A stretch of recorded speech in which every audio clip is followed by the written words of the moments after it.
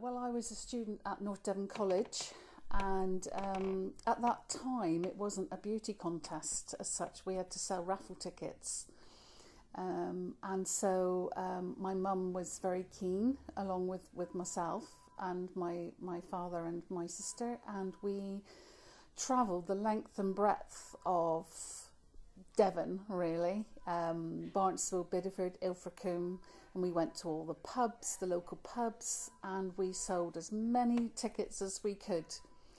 And in my head, I've got the figure 365, which matched the days of the year. And I don't know if I've just made that up or whether that's something that actually happened, but I know we felt up against it because one of the girls that was also entering actually worked for Percy Brend, and we felt that she would obviously be well supported by the Brens and all his company, and would buy millions and millions of tickets off of her.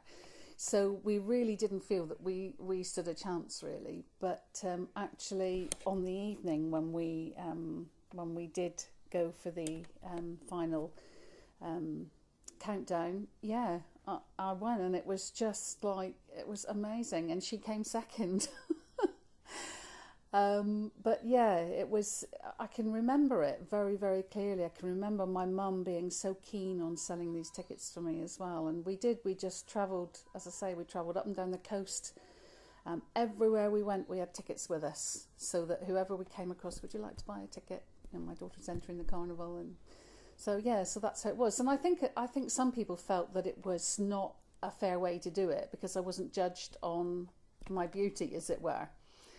But yeah, we raised quite a bit of money for charity at the time. So yeah, it was all good.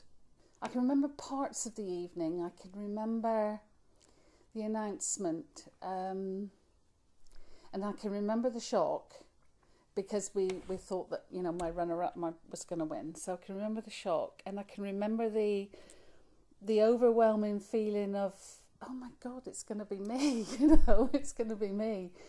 And from then on, it was, once I got home, I just got letters and phone calls from various people about what was going to happen and how it was going to happen. And then obviously I had to go for a dress fitting, which was really exciting. And I had a beautiful ivory brocade dress with it was a round neck with long sleeves. It was very concealed. With a train behind, that was beautiful. So I had all that fitted, felt like a princess, got all that done. My sister was also invited to be the girl who would present the mayoress with the corsage, so that was lovely for the family as well. And then there was just this big build up until September, really. And on the day, I can remember it was an all day. It was full on all day, and we got to the Imperial Hotel quite early in the morning, where I had my hair done, and people were I can remember people just milling around, and I can remember thinking, I just want to do it. I just want to do it. And yeah, then I got my dress on, and then there was obviously the photographs, lots of photographs out in the garden. We got all that done. And then the horse and carriage came, and that was absolutely lovely. And by this time, obviously, people were congregating out along Tor Vale. So we drove along Tor Vale and we got over to Rock Park, and there was just hundreds of people, and I felt like a film star, really. And I can remember walking down the path up to where the podium was, and it was just lined with people. And I can remember having this big grin on my face continually. And I remember at the end of the day, my face was aching because I was just smiling continually all day long. But then we got off the carriage up the little pathway. Went through the crowning ceremony. I then had to say a speech, which I don't think they told me beforehand that I had to do, so I don't think I was prepared for that.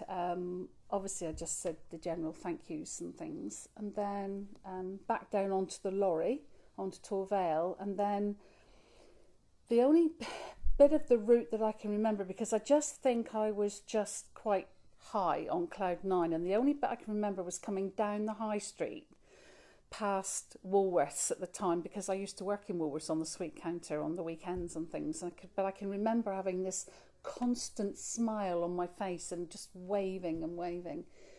And then I can't remember much else of the procession, but then I can remember then in the evening I had to go to the Queen's Theatre, and I can remember going on the stage at the Queen's Theatre, and that's the only, I can't remember between coming off the float and getting to the Queen's Theatre. I can remember being on the stage at the Queen's Theatre, and I can remember thinking, at the end of the day, I can remember thinking I was exhausted and I hadn't really done anything, just sat there smiling.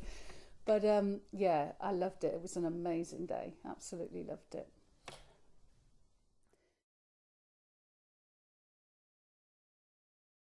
Well, obviously, I went to the opening of the fair. That was great, with the mayor, Keith Abrahams at the time, Jeremy Thorpe. So I went to the Guildhall, where they had the opening, and then we had the procession down the high street. But then we had to go on various rides and things, and I remember having to go on the ghost train, and I just don't do that sort of thing. I just hate it. I always have done, and I always do, and I was scared to death. But so I went through the ghost train, did that, went on the galloping horses, and went in the bumping cars with the mayor and Jeremy Thorpe. Remember doing all that. Remember the photographer just being there all the time, you know, clicking away. But opening the fair was lovely, because I loved the fair, always have done. Loved the smells, loved the atmosphere. It's part of Barnstaple. So I've always loved the fair. Used to save my sixpences and threepences to go on the rides at the time. And then after the fair, then yes, there were various functions that I was invited to draw raffle tickets, to cut sashes. I just felt throughout my year, I just felt like I was famous. It was, you know, I was young then, but I just loved it. Just loved every minute of it.